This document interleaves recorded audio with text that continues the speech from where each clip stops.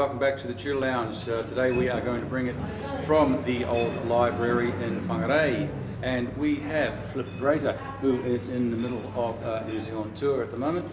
Welcome, Flip. Thank you. Thanks for spending the time with us. It's lovely to be here. Yeah, it's a beautiful building.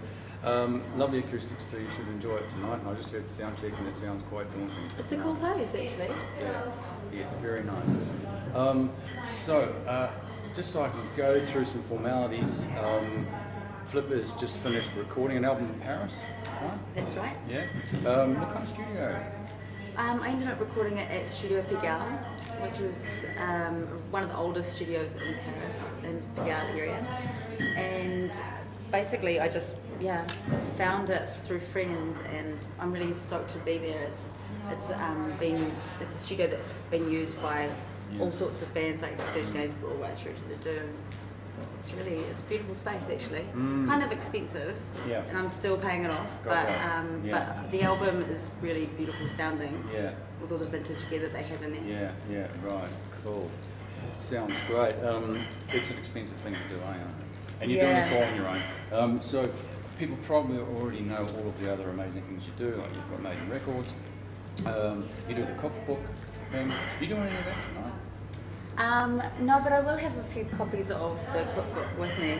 A good time to do a signing. I thought about that today, I think that'd be great. But I was expecting to see some people come up from the audience with their paper and go, Flip, can that come in your book next time? Hopefully, I'm always open to receiving recipes. And then you open up and it goes, 3 pounds of mince, and you go, well, yeah. That's the only thing I specify is that it has to be vegetarian. Somebody asked me the other day, they said, Grant, does she have any meat recipes? And I think, I don't think so. I just don't think it'd quite make it. It's not what she's about. No. Cool. Yeah, right. So you've got the album and you've got the tour on at the moment. And how long are you in New Zealand for? I'm here for 3 months altogether. I leave at the start of March back to Paris. Right. Hopefully get this album finished and out this year. Fingers crossed. Yeah, so we need loads of money. We need lots of people to come and see her. Yeah. That's for sure. Where are your other shows? I'm also playing in Lee and in Auckland. That's right, yes, Lee's Sawmill Cafe. Have you been there before? Yeah, I've played there lots of times before. I just love the place. Yeah, we've played there too, and it's just amazing. Nice. You just have this good feeling. Yeah. Oh, good luck with that. And where else? And then I'm playing at the Wine Cellar in Auckland on Sunday night. This coming Sunday? Yeah. Right. So it's the 17th. And is that the end of the tour? That's the end, and then I've just got a few meetings in Auckland and a bit of catching up and sorting stuff before I head back to Paris. Right, are you going to be playing with any other artists at all? I'm sure you'll get up and do some concert stuff before you go, because it's all about March. Yeah, well I probably will actually. I'm thinking about doing a bit of a house concert / going away party in Christchurch before I leave, so that'll be really fun. And it'll probably turn into a bit of a jam session with friends. Yeah, great, that sounds good. Yeah, that'll get you out of that problem that you, not problem. You know, that time somebody said, she's going up to find some real musicians in Auckland. Eh? No, I love look, I'm not even going to go there. I had to say it just because I like getting myself in the shit. I get what you said. You were just saying I'm going to go and, get a different taste.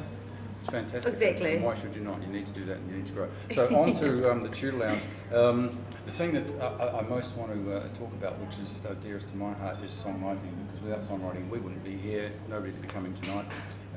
Songwriting, and within the songwriting, you mentor and you do some songwriting workshops. Yeah. How do you get across to people the essence? I want to ask you this. I hope I don't get in trouble. What is the essence of songwriting? I'm not sure that I have the answer to that. If I did, I think I could probably make money, which would be nice. Yeah. But you're making money from nothing. Well, no. yeah. I know it's not I mean, pay my rent, which would be great. Get that. I write songs because I can't not really. Yeah. And I think everyone has their own way of writing music. Everybody has their own technique. But ultimately, it's just, you've got something to say, and that's the way you're going to say it. Got it. Do you do lyrics and melody first? I tend to do lyrics first. Oh, wow. I tend to have a whole lot of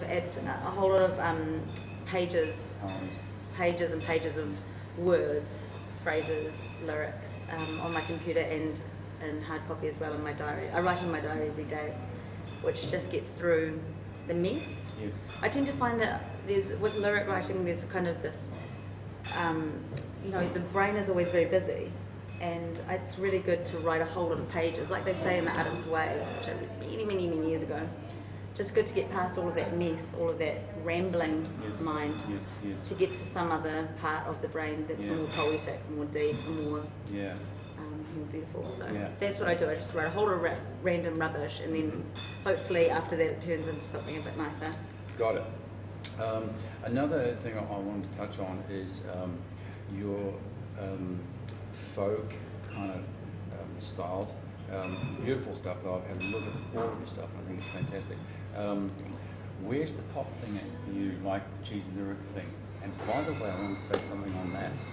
Most pop songs are full of cheesy lyrics, but they work and they make money. Yeah. You know? So I think that God wouldn't frown upon you if you were to write that ultimate cheesy pop song and just go, there it is, thanks for the million. I don't even know if I wanted to, if I could. I mean, that's its own skill, and it's a separate kind of skill. I've got something to say, I say it in whatever way I can, whatever way comes naturally to me. And every time I try to force something, every time I've tried in the past to force a type of genre, like I want to write a blues song, or I want to write a country song, or I want to write about this or about this, I find it comes out quite disingenuous and ultimately badly. Well I said. find the only good songs come out of a really true place, a really honest place, and that's what I do. If I could write a hit pop song, I wouldn't be completely opposed to it, but it's not what comes out of me. So. Gotcha. Very well answered. Very well answered. Good on you. So in the workshops, the songwriting workshops that you do, what's the greatest piece of information, if there is such a piece in there that you can give the aspiring songwriters that come to those workshops? How do you get it across to them? Is it hard? Is there anything there that we can kind of nail within this 10 minutes to say, even structure-wise, even the way it's structured, not so much necessarily lyrics or anything else? I think it's really important to think about songs being whatever you want them to be. I don't think you have to get too caught up with the structure of how songs should be. I think it's more important to make sure that it's saying something, and that hopefully what you're saying is kind of concise within that song, rather than, I mean, sometimes I do talk about several things within one song, but I think it's really important that you're saying something, and whatever you're saying is honest and coming from a place of honesty, and also searching within your own self. Apart from that, I just think go for it. I just think write whatever kind of style, write whatever kind of structure that you want. It doesn't have to be fixed into any kind of box.